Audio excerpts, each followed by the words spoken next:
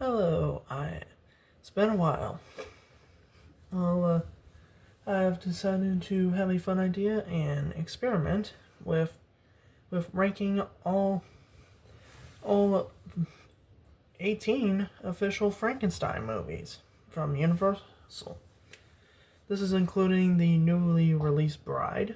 There's 18 of those. There's 18 official movies. We are counting the 8 official films, one Hammer film, the Frankenstein, the True Story, Young Frankenstein, Mary Shelley's Frankenstein from 1994 by Kenneth Branagh. Van Helsing also counts. Counts because Frankenstein's monster definitely plays a big role in that, and the opening credits of it is it.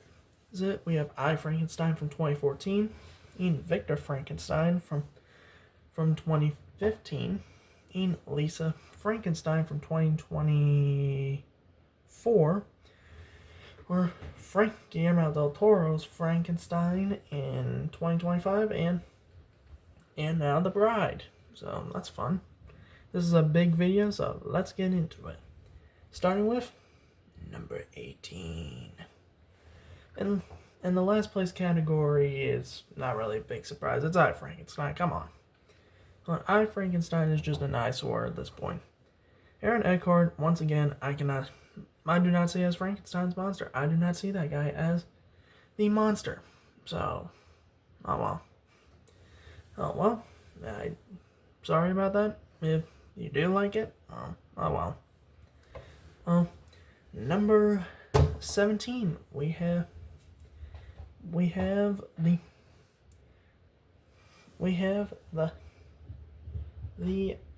the House of Dracula. That movie barely features the monster. He shows up one bit, and once he's woken, he's killed off, so that's no fun. Oh well. At number 16, we have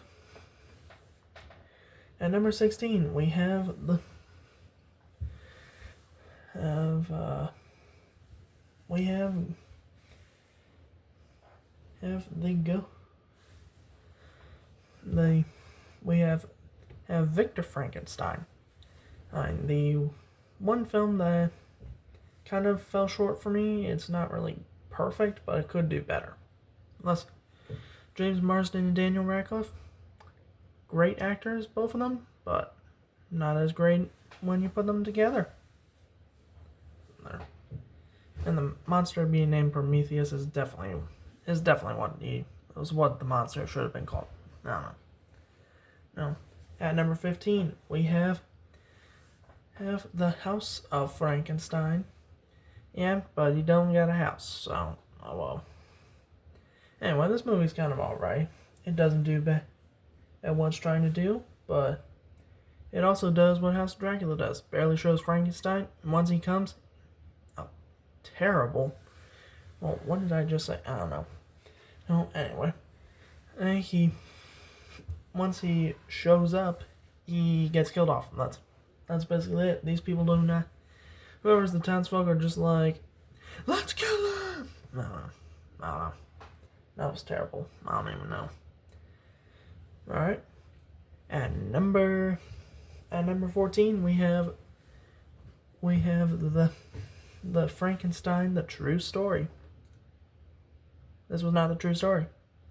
So, sorry, whoever liked this film. Yeah, it's weird that they make this movie kind of like he only becomes the monster when he turns ugly. Like, isn't that kind of weird? I don't know. Anyway, at number 13, we have the Bride. I don't particularly think it's bad. It's just that it has a mix of tones. Let's go with that. And Christian Bale, I did not see as the monster.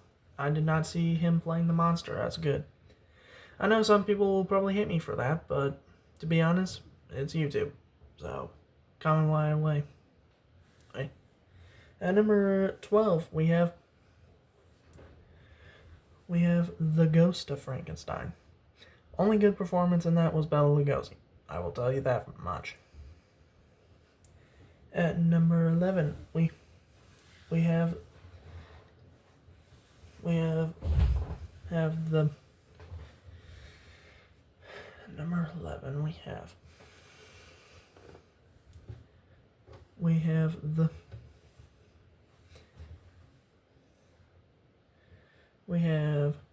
unfortunately, who didn't make the top 10 was Lisa Frankenstein.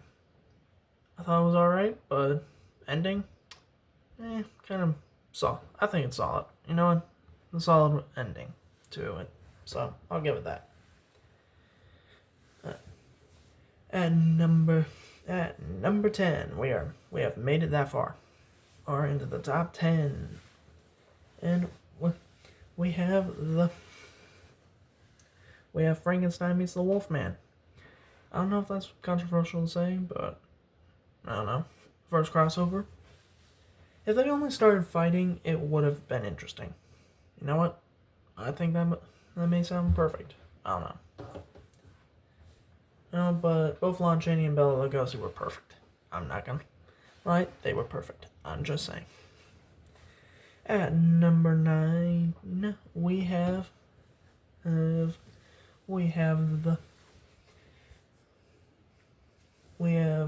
probably someone who would put this a lot lower. Van Helsing. Van Helsing is by far more interesting as a Frankenstein movie than it was a Dracula movie. So, I'll give you that. Van Helsing.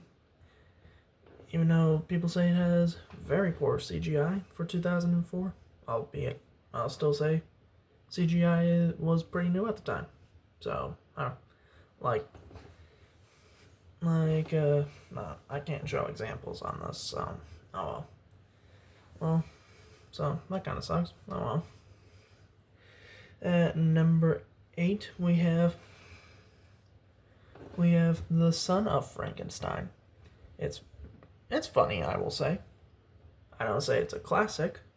It is the last time Boris Karloff played the monster, but I do not classify it as classic. It's still up there. It's still a good movie. For you to watch, Basil Rathbone, but Boris Karloff, Bela Lugosi, come on. Ironically, Bela Lugosi's been a part of the series more than Boris Karloff has, so isn't that kind of cool? Anyway, at number 7, we have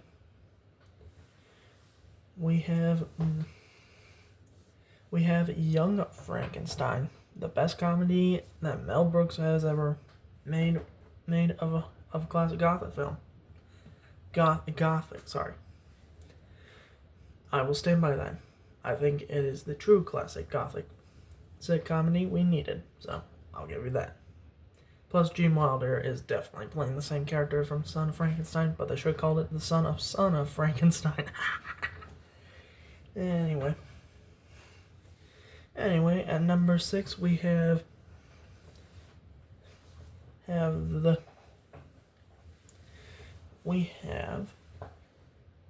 Mary Shelley's Frankenstein. I don't know if that's controversial to say. It's weird. I don't think many actors I can picture as the creature. And I especially can't see Robert De Niro playing that role. And plus, that movie's kind of weird. I'm not gonna lie. Is that weird to say that it was weird? I don't even know. Oh. At number 5, we have Abbott and Costello meet Frankenstein. Even though this is barely anything to do with Frankenstein, he plays a side role and he can talk again. So I will say that's a plus. At number 4, we have The Curse of Frankenstein, Hammer's first Frankenstein film, and the one that made Peter Cushing and Christopher Lee interesting as the new faces of horror.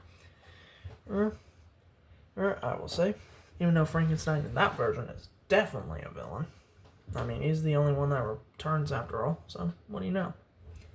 At number 3, we have Frankenstein from 2025, Guillermo del Toro's classic. It gave us a great performance by Jacob Elordi, and I love it. Anyway. But finally, at number 2, we have The Bride of Frankenstein. Yeah, definitely don't do that ever again. Alright. The Bride of Frankenstein is probably a lot more funnier than the first Frankenstein. I don't know if that's mean to say, but in all of them, this one has a decent production, and I think it's more classier than the first one. Definitely has a bit more class. So let's go. Oh, but come on.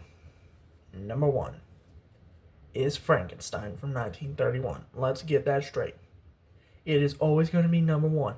Come on, you cannot beat the classic. You cannot be the classic. You are not being that classic forever. That was the Frankenstein ranking. I have more ideas of these universal rankings. I may do Dracula next. We'll see what happens with that. See you on the Dracula video.